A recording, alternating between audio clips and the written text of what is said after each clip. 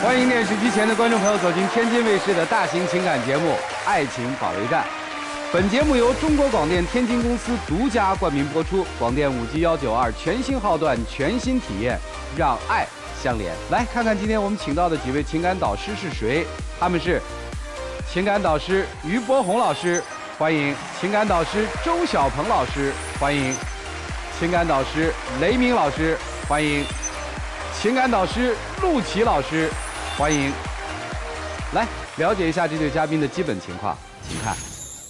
他是我谈了4年的初恋，异地恋现在是我们最大的问题。我真的很想和他修成正果，可他却一次次把我推开。他永远兑现不了对我的承诺，永远满足不了我的想法，这样无休止的欺骗让我精疲力尽。他对我的态度越来越冷漠，他身边的异性越来越多，他的种种行为真的让我感到了强烈的危机感。他总是要用婚姻束缚我，而我只想先立业后成家，而且他现在无业游民的状态根本就不适合步入婚姻。有请这对情侣，有请。男嘉宾小张24岁，来自河北自由职业；女嘉宾小蔡24岁，来自安徽培训机构。有请两位，有请。主持人好，老师好。主持人好，各位老师好。欢迎两位，欢迎两位。看着好年轻啊，大学同学是吧？之前是我们现在已经工作了。谈了4年了是吧？对，是的。都喜欢动漫。对。所以是那么认识的。对。谁追的谁？我追的他，追了半个多月，然后确实情投意合了，也互相看对眼了。哎，这半个多月也叫追啊！这在我们看来基本算一见钟情，谈了4年等于。现在我看是异地是吗？对，现在是异地。你在哪儿啊？我在河北石家庄，他在安徽合肥。你不是自由职业吗？你为啥不去合肥啊？主要是怎么说呢？之前去他那边吧，他确实对我特别冷，总说忙忙忙，我也不知道他在那儿忙啥，然后就在他那儿待了一段时间，我又怕人家烦我了，我就回来了。他去的那段时间，我当时刚工作呀，肯定没办法跟大家说，哎，我们出去玩，出去玩。他就觉得我特别应付他，特别敷衍他。哦，就本来是想在异地的，是吧？对。去看了以后觉得太冷漠了，就走了。对。啊，现在你是想结婚，对吧？对，就是靠着结婚来结束这个异地嘛。其实不结婚也可以结束异地嘛，直接去合肥工作不就完了吗？反正自由职业。姑娘对结婚的事儿怎么想啊？我觉得现在不着急嘛，我们毕业才半年呀，而且我是想先立业后成家的。他现在过来找我，我就觉得，那我到底是忙事业还是顾他呢？我就觉得我两边不好顾。嗨，都不矛盾嘛，谈恋爱也可以工作嘛，工作也可以谈恋爱嘛。谁说结婚了就不能工作，对不对？但我就觉得我现在更想在事业上面多忙一忙。大事儿我们听明白了，其实说白了就是异地。感情出了问题了，对吧？对。行吧，说说出了哪些问题？主要就还是我上次去找他嘛，他总说忙忙忙，到饭点了，微信给我转了200块钱，我说你把钱收了，先去吃饭吧，我忙我顾不上你。我就能收这200块钱吗？我说你这打发叫花子呢，你这就把我直接赶走了，我来找你了，你就这么对我吗？那我工作场所当时那么多人呀，对不对？我总不能说我还跟你在工作场所里面去秀恩爱呀，我只能给他点钱，让他自己照顾好他自己啊。行，还有啥，小子？那个小心眼儿啊！他就这样子就冷我嘛，我去找他半个多月，见了面还没有我在家里边跟他打电话聊天的次数多呢。他现在就是当上校长了，我觉得他就是瞧不起我了。我这谈了4年啊，初恋。掏心窝子，全心全意谈了4年，行了，对吗？我这煮熟的鸭子都飞了，他都不，飞不了，这话可不敢说，人家也不是鸭子，好吧？就是去了一趟就冷落了就不行了，啊？人家出差，他跟我说出差就出2天，他是这么说的，结果2天之后他还在那边玩，他微信发了一条啊朋友圈，上面写了什么呀？这花瓶真好看。配的图也是个花瓶，我点开一看吧，花瓶上面印着个男人的脸，我当时我急了，这到底是说花瓶好看还是说男的好看，是吧？我当时就懵了，我给他打电话过去了，我说你不出差出2天吗？那怎么花瓶上面还有个男的呀？你注意了吗？这个是说这个花瓶上那个印画是个男的。花瓶反光反了个男人的脸。哦呦呦！我当时给他打电话，我问他为什么你花瓶里边还能反光个别人呀？他就是太闲了，主持人，他就是个无业游民呀。啊，他这段时间他就在家当全职舅舅，就给他姐姐带带孩子。他太闲了，他没事就骚扰我，就是。你看出差谁没跟人出差过，对不对？那我出差完我还有点时间，不就一块儿大家说玩一玩吗？那男同事只是正好坐在我旁边，又不是我就跟他孤男寡女的2个人出差呀。他就想太多，就是太闲，一天打8个电话问我什么时候回去啊，在干嘛呢？结束了没有呀？那我就觉得特扫兴。我出个差，我想玩一趟都玩不了。我不是担心你，我干嘛一天给你打8个电话呀？他就是想太多，他太闲了。说明男生很紧张。他就觉得我给他特别大一危机感，又觉得我现在当上校长了就瞧不上他。那我还要说一说他呢，他现在就特别想拿结婚这个事儿，就是想我俩绑在一起嘛。本来他今年冬天邀请我去他家旅游，我觉得挺好一个事儿。结果我去了，发现这根本就是一趟鸿门宴。他骗我就算了，还骗我爸妈。去那我才知道，这根本就是一场以逼婚为目的的旅游。啥意思？就当时我们2家就是去玩了嘛，完了最后一天就是一起吃个饭呀，在饭桌上。去哪玩2家？去他家，他们石家庄那边。哦，你跟你父母？对，我跟我父母，他们邀请我们去的。啊，我觉得这不挺好一个事儿吗？是。然后吃饭吃着吃着，他父母就把那个彩礼啪就往桌上一放，然后他就拿个戒指就向我求婚了，我就觉得特别尴尬呀。不是，彩礼有多少啊？是按照他们那边的，当时拿了好像有18万左右。我天哪，这啪一放，18万可放了张卡，我们跟他们说明了，卡里边有这是我们彩礼。啊，然后你求婚。对，然后我就求婚，就他当时那我们也不是逼婚，主持人你知道吗？我们就是表个态度。我们家也知道我跟他谈了4年了，他来我家之前也玩过，我爸妈也特别喜欢他。我爸妈跟我说了，这姑娘挺好。啊，也适合，咱先把这个态度给表出来，以后什么时候结婚啊，这日子咱可以再谈嘛。他当时就，那你不想想，当时是我们父母第1次见面，你就来这么一大阵势，我爸妈也懵了，我也懵了，我就觉得他把我就架那儿了，特别尴尬。啊，后来你怎么处理的呀？我当时也很生气嘛，我就说了句狠话，我说你要现在真这么着急结婚，你就找个人相亲吧。结果后来他真的就是有意无意的去跟那些女孩子接触，而且好像还都有他爸妈安排，他真的去相亲了。主持人，我这就该喊冤了，我真喊冤。那些女孩真是我爸妈朋友的孩子，我们1年都聊不上几句，见不上几次面的，他又说那叫相亲了。我那分明就是去应酬了，他就能说成相亲。那你怎么不说我当时拿玫瑰花、拿个钻戒、单膝跪地给你的浪漫呢？啊，你这也不接受，你这就说我去相亲。哎，我问一句啊，如果那天不摔那张卡，只是这小子跪地求婚，行吗？开心肯定会有，但是我就觉得也不能那么快答应呀。我觉得考虑的事情太多了。就你当下那个情况，他就一直在跟我爸妈说：“哎呀，快收下，快收下。”你父母去那儿玩的时候就没明白对方父母什么意思吗？因为之前一直都没说，就只是玩，而且玩的时候也就他跟我父母在一块儿。那天饭桌上是他爸妈和我爸妈的第1次见面，有点唐突了。对，太唐突了这个事儿。接着说吧，这个事儿发生之后呢？这就是他就是总给我整点危机感，你知道吗？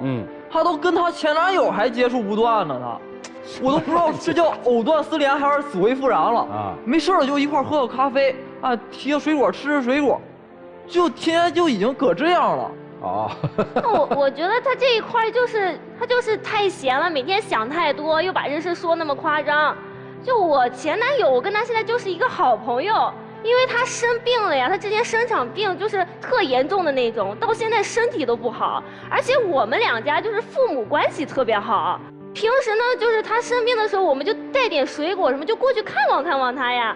在他眼里就觉得，哎呀，我老是约他跟他聊天啊什么的，但其实都有我爸妈在场。再说了，我跟我前男友，我跟他谈恋爱之后，我就跟他就没怎么聊过天，3个月在手机上都不一定聊过几次，就线下那几次面，在他眼里就觉得特别平凡，就觉得，哎呀，我要飞了。不对，那说明人家在意你嘛。是，他就是这样，你知道吗？他跟我说了没聊过天，他俩在一个城市呢，线下见面多方便啊！我这千里之外的，我照顾不到他，他怎么说的，我怎么知道嘛？他说他在意我，你在意我什么了？啊，那我前男友之前就是冬天的时候，他感谢嘛，我跟我爸妈总是照顾，就给我们买了一点就是手套、围巾什么的，一个小感谢。他呢，我跟他恋爱谈了4年，他到现在就送我一个4斤的石头呀，其他什么都没送，一个4斤的石头。叫石头吗？我跟你说过，那叫铋金属。每次提这事儿，我都跟你说了，铋金属，本来就是闪闪发光、五颜六色，人天然形成的。人家都说女孩子喜欢这种五颜六色、闪闪发光的。我送你这一个天然形成的大自然的杰作，你这又不喜欢了。主持人，你说我这送他特殊的礼物，他还不乐意了。你就问一下，那东西值钱吗？这东西值钱呀！哦，4斤多，100多块钱、200多块钱呢，对吧？那有啥用？不比那花店里边几枝花值钱吗？对呀，但是这有什么用呀？是1克100-200，还是1斤100-200？总共。那玩意在我眼里看来就是一个跟石头没区别呀，而且他都说的是金属，我也不知道那到底是什么材料，对不对？那也许它有毒呢，那有没有辐射呢？对。那我担心，我害怕呀。是。那我平时我能摆着它，也就放那儿，还占地方，对不对？那我就给它收起来，我还担心有这些问题啊。那就像刚刚他说花店嘛，那我情人节的时候，我想让他给我送束花，他跟我说了半个多小时的大道理。他说情人节买花那都是消费陷阱，就一直说半个多小时，我听不下去了。没问题吧？这花店里边一枝花20块钱，这不抢劫呢吗？这不？你看主持人他就是这么说。我就问他，你能不能给我买束花？当时他说了半个多小时了，我还问他，我说你渴不渴？我给你买瓶水吧。他说行，他还要喝柠檬水，还点上了。最后我真的太生气，我说你到底买不买？他就说行，他买。最后呢，情人节当天，他从咱们学校花坛里面捡了2朵花，拿 A4 纸包一下就送我了。我觉得他一点都没有把我的感受、把我的想法放在心上呀。什么咱们学校花坛？那是我们寝室楼底下的花坛，那是我种的，知道吗？我们寝室花坛一直是没有用的，我自己种下去的花，我浇水，我施肥的。夏天下大雨了，我还给人家打个伞。我这悉心照料的花，那不比那花店里的花有意义吗？我怎么觉得你照料花比照料女朋友更上心呢，小子啊！打着伞，不是每天上下课、上下楼都能见到，对吗？你们这都是歪理。你们这4年熬过来真挺不容易的啊。对呀，我就是觉得他根本就没有把我这些我感受我想要的这些东西都没有放在我的心上，而且他现在跟我说想跟我结婚，我觉得他根本就没做好准备。他现在太幼稚了。我们之前在学校的也就是他老是割我呀，放鸽子放可多次了。那我们去年我抢了一个演唱会门票，我说我们一会儿去看，他说行，我连酒店呀机票都买好了。临行前3天他跟我说他学校作业完不成，他去不了。我一气之下我全都退了。然后呢，去年520是我们在那个学校的最后一次了，我提前1-2个月我就跟他说，你把别的事安排好，你把当天空出来，你陪我过个节，咱们约个会。他说行，没问题。好，到了当天他又跟我说学校作业完不成，他去不了。不是你们学校作业是给我布置的吗？怎么每次都这么巧呀？每次都是学校作业完成不了。你又不是不知道，就是临时有事儿吗？我也没办法呀。好，那还有我俩是动漫社结识的，我后来成为社长，那大家不就想着我们毕业了给我们举办一场欢送会吗？那当天我还出了特别精美的一个 cos 的角色，我说你过来咱们拍个照，对不对？最后一场活动了，他当时也答应的特好，结果当天他直接给我玩一个失踪，根本找不到他人。我从早上打电话一直给他打电话，打到下午2-3点他才接上。我说你干什么去了？他在睡觉，他没起来。你说这气不气人？这也跟学分没关系了吧？真有关系，主持人，你不知道，我们2个不是同一个2级学院的，他们学院整完那些毕业的事早，我们学院一直整到6月底了。我们没时间，我们还要改论文什么的，我们还要搞毕业设计展的。再说那天我下午是真的出去陪他了，也陪他拍了照片了。我真不知道他为什么还要翻这旧照。他是给我拍照的，我今天把照片带来了。主持人，你看，老师们你们都可以看看，他是陪我的。一个下午，我就跟他拍照都磨了1个小时，就这3张照片还拍1个小时，你看看他的表情，这笑得比哭还难看，一点都不配合我。行，就不开心呗。就到现在为止，女生对男生还有点嫌弃了啊，不浪漫，对吧？不是，这个大哥王不重视你。还有一点啊，还有一点什么？他脾气很暴躁呀。就冲他脾气这个行为，我现在就很害怕，我也不可能跟他结婚呀。他脾气什么样？我们现在异地恋嘛，我们平时就会打电话，我就听着他在那边咣咣咣，就很吓人，就好像在砸东西啊。我就说你在干嘛？他说他就在砸鼠标、砸键盘。我说你干什么呀？你这么暴躁？他说他就因为什么甲方给他布置的任务，让他很烦躁。但是就我在这边听那声音，你知道吗？咣咣咣的，我感觉我耳朵都聋了。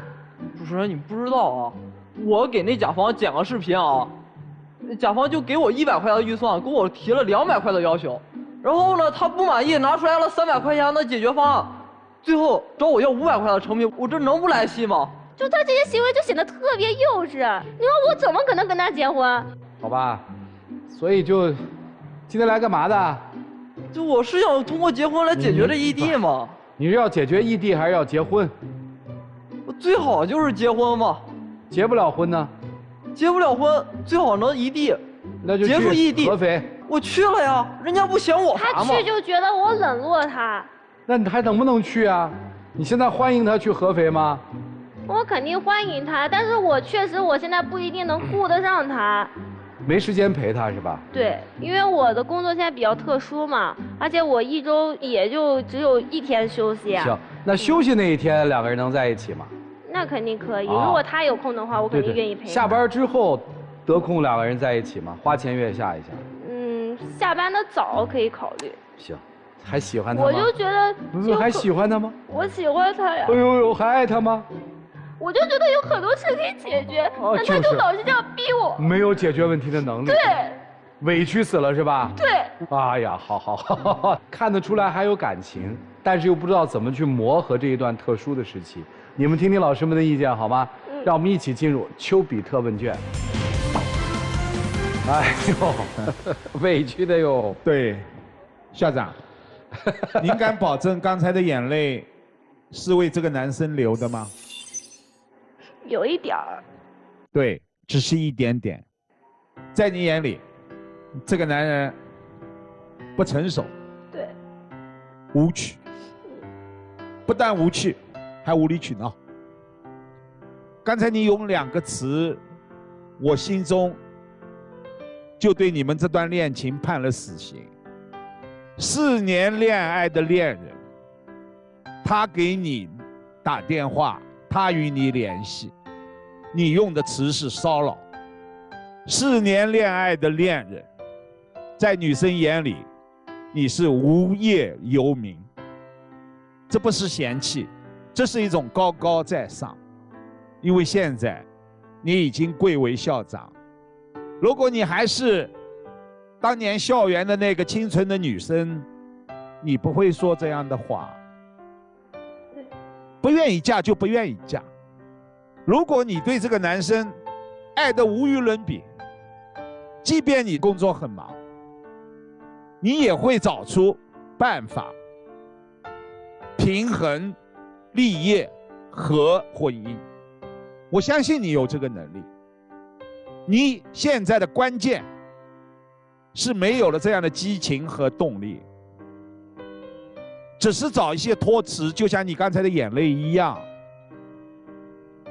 不让这个小子和大家看到你是因为眼界高了，看不起这个男生了，所以一切的一切，他一目了然的是放在你身上。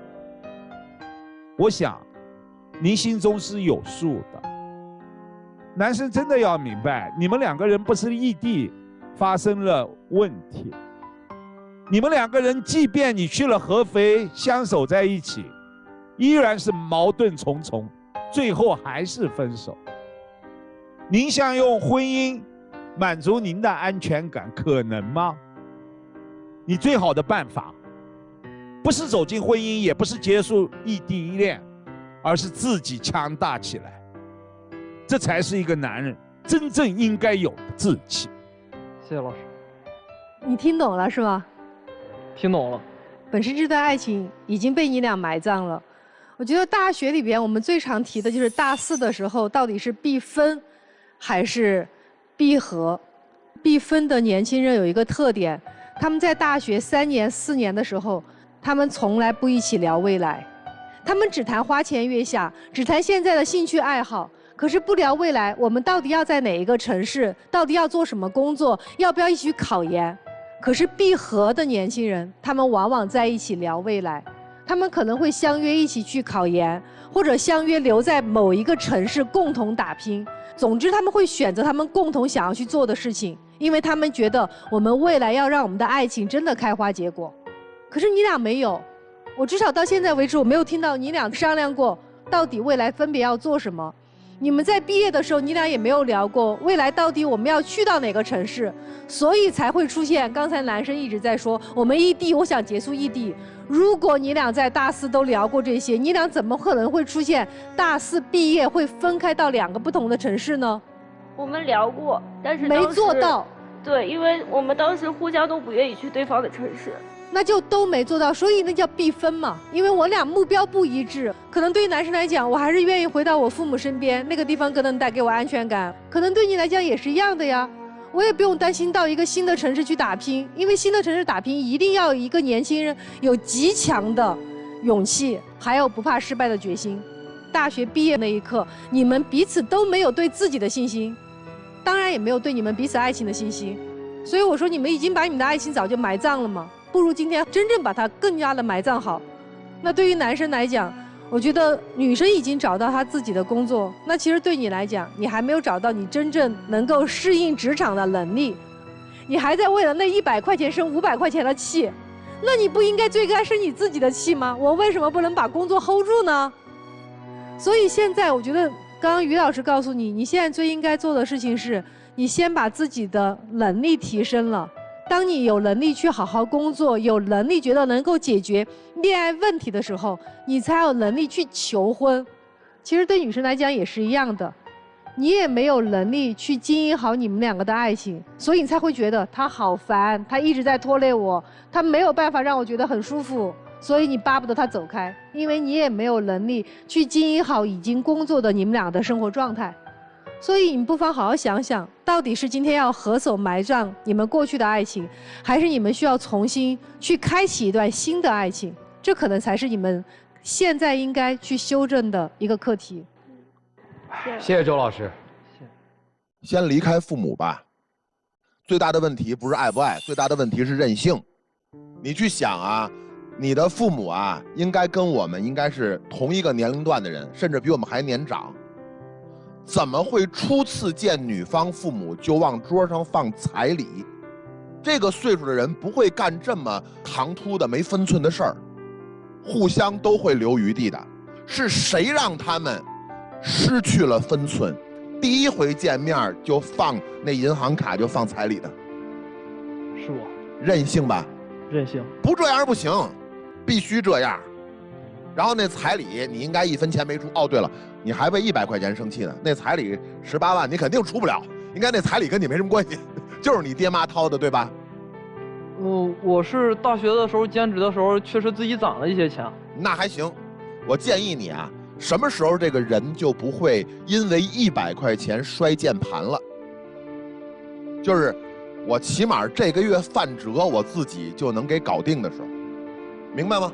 明白。100块钱的委屈真不是大委屈，你爸你妈受的委屈比这大多了，才能把你养这么大。你犯得着为100块钱摔键盘摔鼠标吗？你那100块钱买得起那键盘和鼠标吗？所以能用任性逼着爹妈陪着自己不懂事儿。所以这时候我倒觉得你们爱不爱的再说。你要真是去了合肥，你也别先我女朋友必须得陪着我。你先在合肥不靠爹妈给你钱，你在合肥能搞定1个月饱饭，搞定1个月房租，那时候咱再谈恋爱不恋爱的事儿，行吗？老师，我现在自由职业1个月大概收入是6000到8000，我觉得我是可以养活到我自己的。那你要是1个月6000到8000，倒可以去合肥试一试。你女朋友反复抱怨的一件事儿就是你不务正业，你没事儿，你闲的，怎么那么多功夫啊？你想想，然后呢，你呢现在呢可能觉得这个男朋友越来越让自己难以承受了。什么人送什么礼，你知道吗？B金属，4斤多重，占地儿挺大，你没法忽视，对吧？就好像这4年的感情，你没法忽视4斤多重，但是你留着它吧，它能干嘛用？但是摆那儿你就觉得碍事儿，因为他不知道拿它干什么用，对吗？什么人送什么礼，你这段感情就特别像那一大颗 B 金属。好嘞，这就是我要说的。孩子，我要是你的话，我先自己搞定自己的生活，脱离父母再说。现在是这么一个情况，这孩子吧，他一直想追你。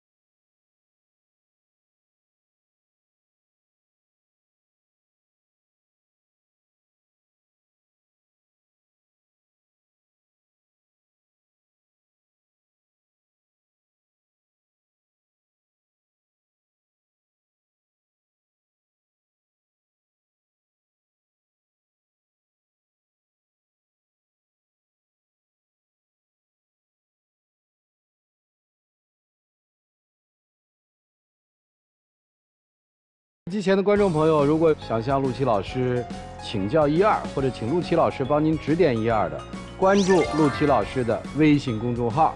咱们爱情保卫战的老粉丝呢，还会获得陆琪老师这个团队给大家提供的新人礼。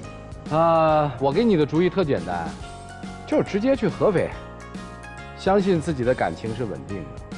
人生就是分不同的阶段，什么阶段干什么事儿，所以没啥呀，你别那么苦着脸行吗？想娶她很简单，闯一片天地，让她不要轻看你。感情嘛，你们自己看，因为毕竟我们年轻，毕竟我们认真的爱过和付出过，你说呢？让我们一起进入192就要爱真情60秒。可能确实是我太依靠家里了吧，感觉很多时候确实很对不起你。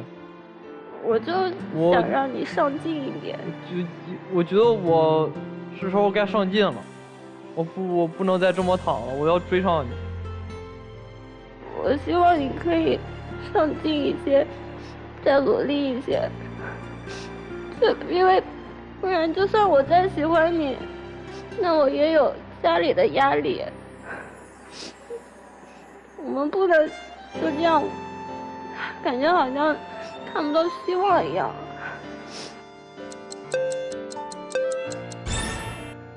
谢谢两位，请回吧。电视机前的观众朋友，欢迎登录优酷视频、腾讯视频、搜狐视频收看节目的完整内容。来吧，博宏兄，预测一下。确实，从我内心，我也渴望他们能够终成眷属，但是现在很遗憾，现实就放在那里，男出女不出。我觉得应该女方不会出来了。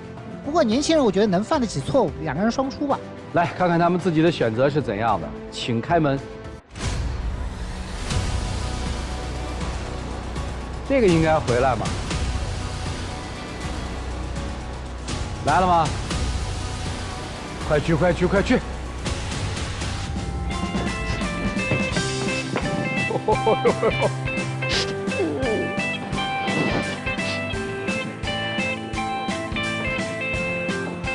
小子，我告诉你啊，今儿出来是因为4年的面子，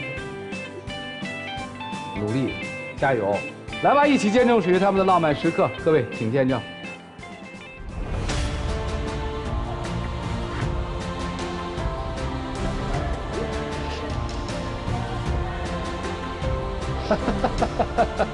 加油啊！加油加油！来，加油，小辉。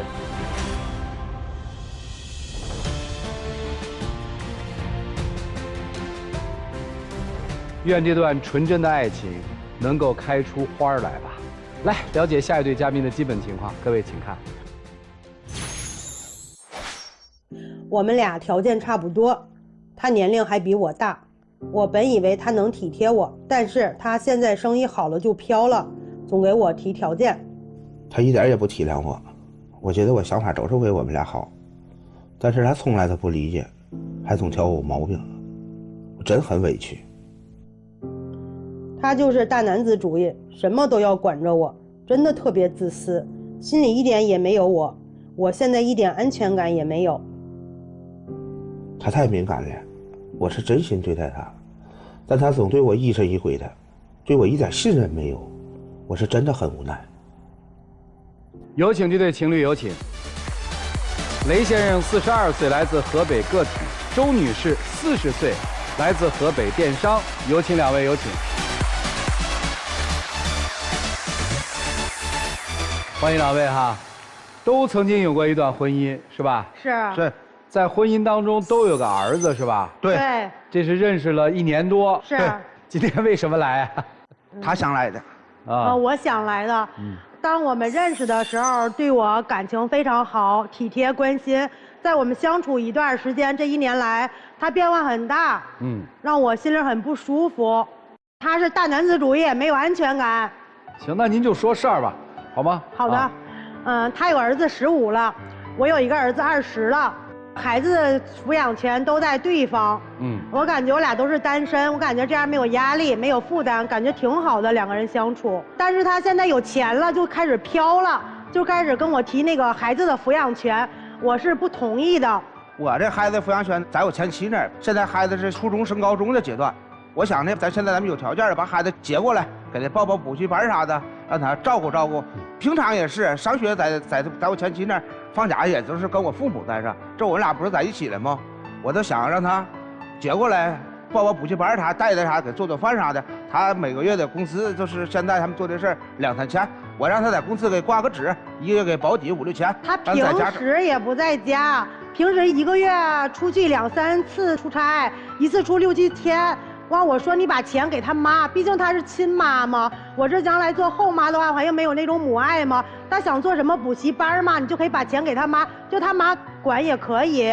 他坚决不同意。听明白了，您的意思是，让他做全职，对太太，对，这还不叫太太，让他做全职保姆。不是我，对，就是这意思。你们没结婚之前就是嘛。我认为啊，不是想让他做保姆，我俩是有感情的，不是说想让他做保姆。对。就是让他照顾照顾家，是男主外女主内嘛。然后你每个月给他5、6千块钱，对，让他公司挂个闲职，每个月给5、6千，他想买什么东西，想怎么花，完了我再然后他的主要工作就是带您的15岁的儿子。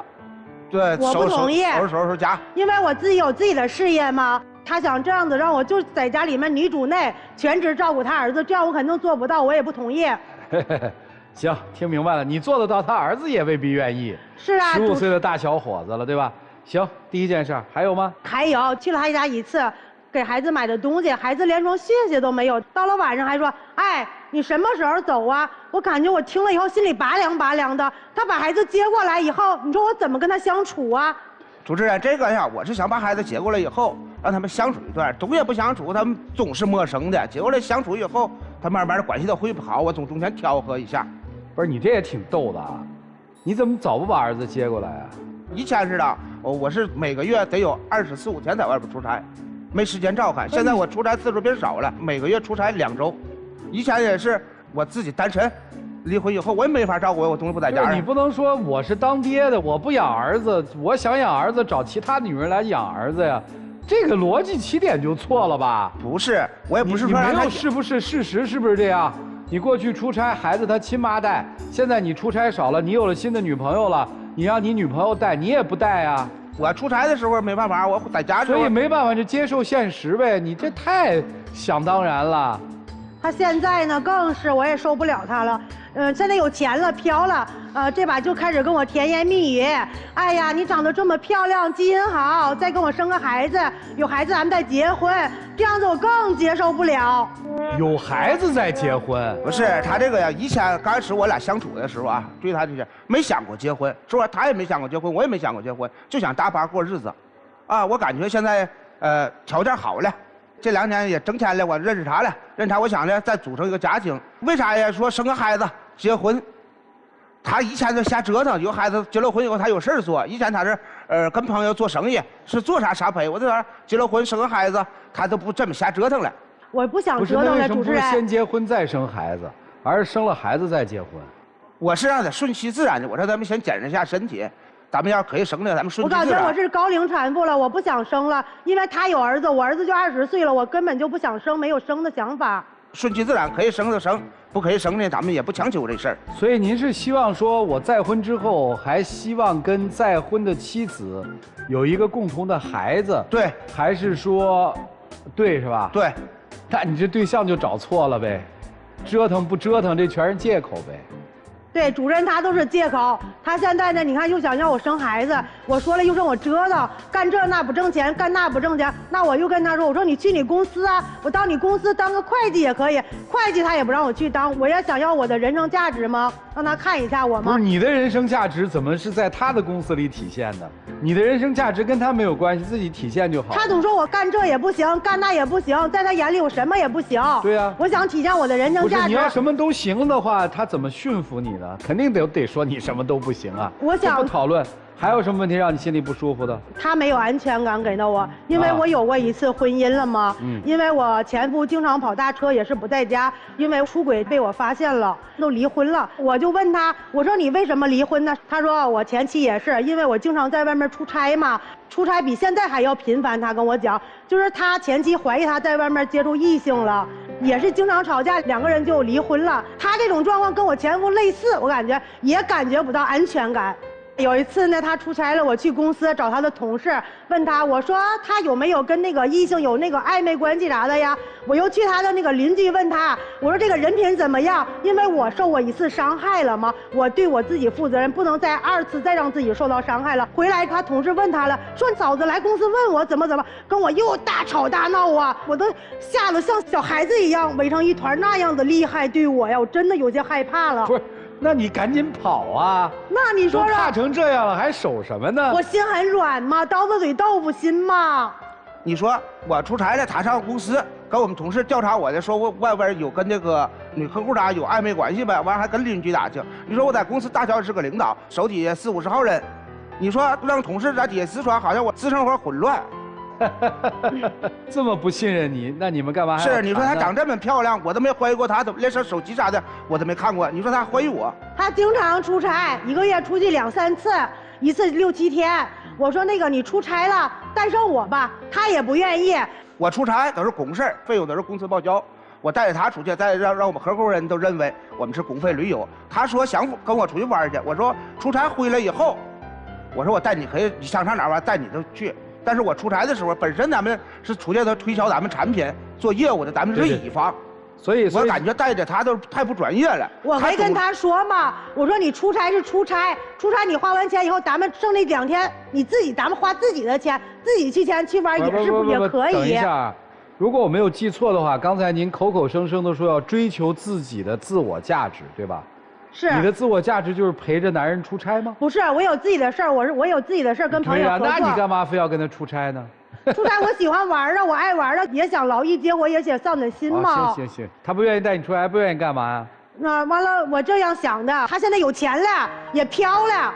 主持人，男人有钱就学坏，我想把钱吧，我想给他保管，我不花他1分钱，我就是想给他保管，他也不愿意。他为什么要愿意呢？但是男人有钱不就变坏吗？这男人跟你有什么关系啊？现在我感觉吧，就是管住他这个人，慢慢的2个人要。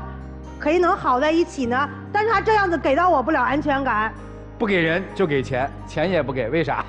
钱我都是不用说，现在我们2个没结婚，都是将来走到结婚这一块，我们以前呢，我俩都有一次婚姻啊，这个万一再出现啥变故，这个后边琐事很多的，平常怎么花都行，但是这个财政大权我绝对不会交。懂了。他花钱吧还大手大脚的，一天抽100多块钱烟。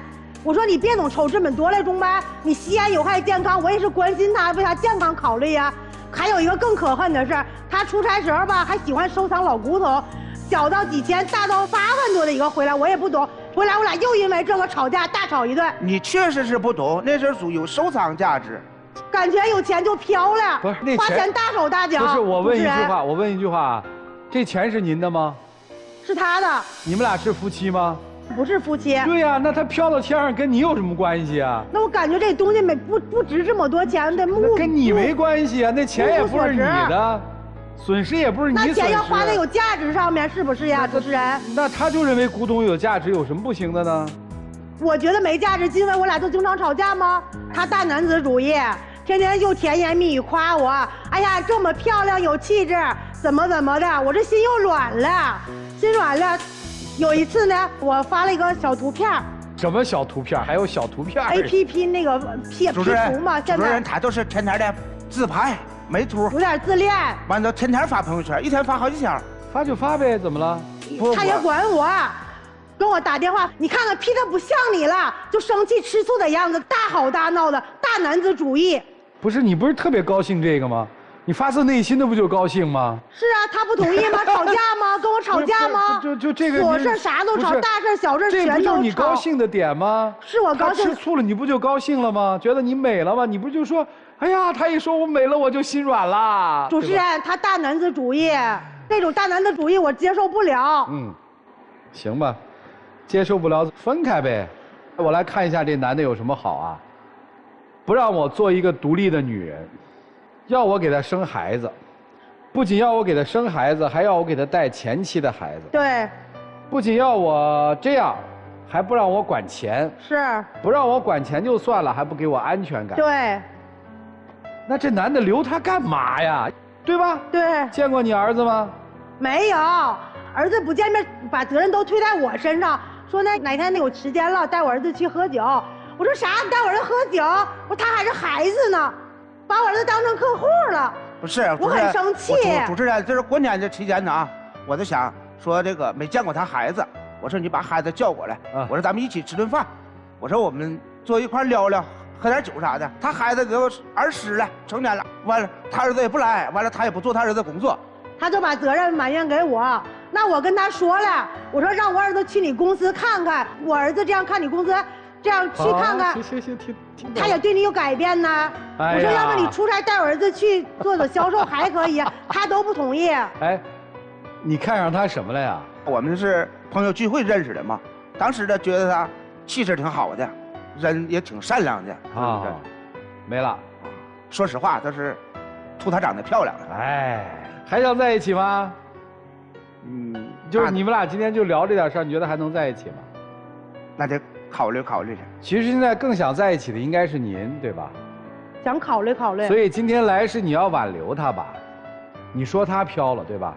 对呀，他有钱他都变了，跟我认识不一样。但是你现在更喜欢就是他那点飘嘛。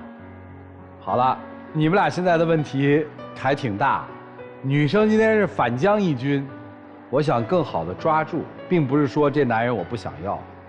来吧，你们看看应该怎么办吧。让我们一起进入丘比特问卷。赵山老师说的一点没错，想挽留的，想维系的，是你，因为你处处都是以女主人自称。这位先生很明显，现在有钱了，优越感爆棚了，他竟然可以给你5、6千块钱到他的公司挂个虚职，来全职当保姆，照顾他15岁的孩子，这根本不是爱。还有，他现在其实说出了他内心对你的要求：我们再婚必须生一个孩子，而且这一步不是我们领了证我们才做，是你先给我生，生了以后我才给你名分。如果你高龄生不了，我们可能就无法走进婚姻。这很明显，你更明显。您会提出要好，我来管钱，可能吗？你认为可能吗？你难道没看清他要你什么？你们现在真的不要去亵渎爱情2个字。你喜欢她的是她的漂亮，你喜欢她的有钱，你们2个人都是有自己的诉求的。这种诉求如果是夫妻，我想都不成问题。如果在恋爱的时候，处处我认为都是在走钢丝。他俩从开头就是在玩的。男方刚才你说过一句话，你说就没想过结婚吗？在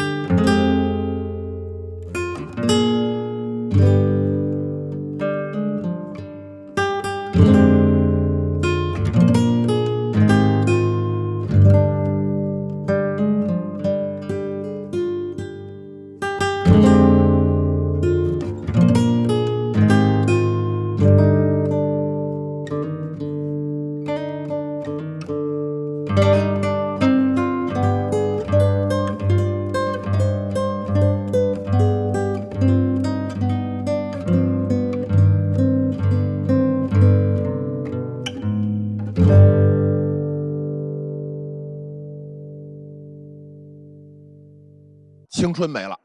其实呢，都是本分人，好听的不好听的，咱们说在前头都是实话。大哥想让您怎样，实话实说吧。他没有揣着明白装糊涂吧？他说的都是实话。然后你就管好我的儿子，你也别去工作了。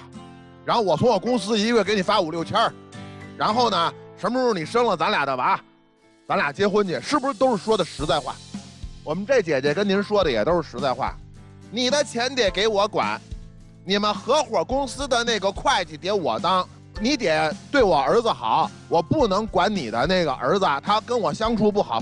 还没结婚之前，双方都能把实话说了，起码都不是坏人。但是呢，有一件事咱得聊，有些话可以说，有些话说出来不厚道。一个高龄产妇，真要是怀了宝宝去生宝宝，有些有可能的风险是终生的。不是，当时我跟他说，不是说必须生孩子，我就是咱们先检查一下身体，咱们顺其自然。那不生就不能结婚，是不是？刚开始是我们两个。你的原话是你生了咱们俩的娃，咱俩结婚。刚开始是啊。这话该说吗？不该说。刚开始我俩认识那前，所以有些话说，哪怕是实话，说出来不厚道。您也是，您想管他的钱，我能理解。您上他一帮哥们儿合伙公司里当会计，那哥几个的钱招你了，这就叫还没得寸就已经惦着进尺啊！这话说出来厚道吗？所以棋逢对手，咱们既然都把话说开了，那谈的时候谈不拢，咱就得接受谈不拢啊。您对我这哥哥一直在提要求，但是您从来没想过您自己满足不了他的要求啊，对吗？他的要求是你去他们家带他那15岁的孩子，你满足不了他的要求还谈什么？您对我们这大姐的要求，对吧？您提出来了，您满足得了他的要求吗？您真能把钱给他管？咱们先别着急要求对方什么，咱们先听听你要求什么。我这事儿能给你张罗了，咱们谈下去。我这事儿给你张罗不了，咱还谈什么谈啊？丑话说前头，都不是那包藏祸心的人。但是说在前面，谈不拢，咱们就想想是不是差不多就得了。就钱越多吧，烦恼就越多。你跟他刚认识的时候还没怎么挣钱吧？就是挣的没有现在多啊。所以啊，你看这个钱没挣着的时候，两个人在一起，虽然话不好听，搭伙过日子，哎，你别说那时候可能还是真感情。你看他觉得他有事业心，对吧？这个人也看着也挺忠厚老实，哎，你看他长得又漂亮，又能操持家里，哎，都挺好。结果完了，去年啪一下分一笔大钱，男人的心啊开始活络了。我儿子我也得接过来呀，这个女人给我再生一个，在家给我伺候。说起来是有底气，实质上是什么？是欲望横生。问题在于啊，你那个欲望一横生之后，他也跟着横生了。你要我做这个，要我做那个，那我也得要点啥吧？你什么都不要我做的时候，我也可以什么都不要。为什么？你第一你不让我生孩子，第二你也不打算结婚，第三个也不需要我伺候，我跟你两个人平等的，我们俩人就是相互有感情，我跟你之间就是好啊。结果你要让我做那么多，那行，那我得提要求了。那你分的那个钱至少给我一半吧。你要儿子过来，那我儿子怎么办呢？你在跟人提要求的时候，你想好了这个钱要分人多少吗？人可是搭伙过日子跟你干合伙人来的，可不是你雇的保姆啊。你想好了吗？不能，你今天要的是一个合伙人，给的是一个保姆的钱吧？他刚跟你在一起的时候，有想去给你当会计吗？有想管你的钱吗？是不是都没有？所以你看，好好的一段感情搞砸了。你也是啊，本来你今天站在这个舞台上可以说我对这个男人是很纯粹的，结果你哐哐哐一说，你不就是要驯服这个男人，要管他的钱，要把住这个男人吗？我觉得你们啊，退一步吧，先不要谈未来不未来，先退一步，再回头再好好的审视一下你们的感情能不能经受得住未来的考验，能不能经受得住时间的考验。现在开始要重新去审视一下了，退一步吧，就这样。谢谢陆琪老师啊。所以有观众要问嘛，说陆琪老师解决问题确实有一套，他们也想当面的这个求教，有没有方便的路径呢？可以来我的微信公众号，爱宝的粉丝，我们还给一个新人礼包。好了，谢谢陆琪老师。主要要问问自己，未来我要跟什么样的人在一起过日子，他是不是？想清楚。来吧，想想下面要说一些什么吧，掏点真心话，让我们一起进入192就要爱真情六十。这个吧，我对他刚开始是通过美貌吸引的我，到最后我也确实对他是有感情的。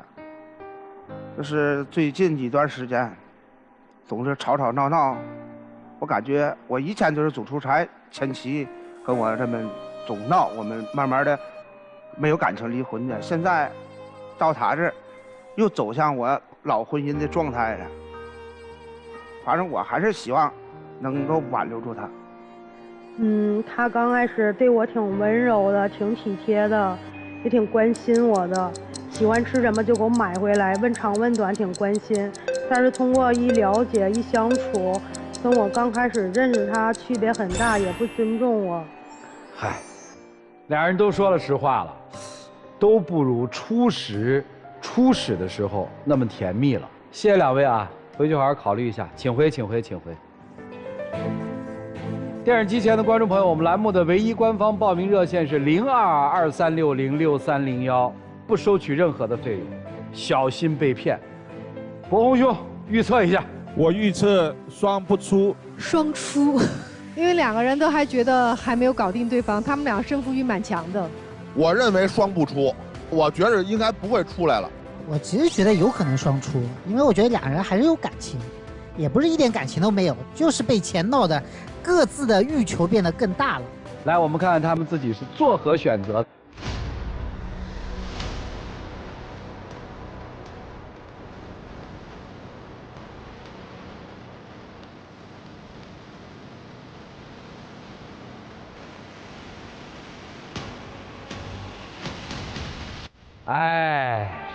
行了，祝他们在中年的生活里面找到合适自己的伴侣，幸福的生活吧。本节目由中国广电天津公司独家冠名播出，广电5G192全新号段，全新体验，让爱相连。同时也谢谢电视机前观众朋友的收看和陪伴，我们下期节目再见，谢谢大家。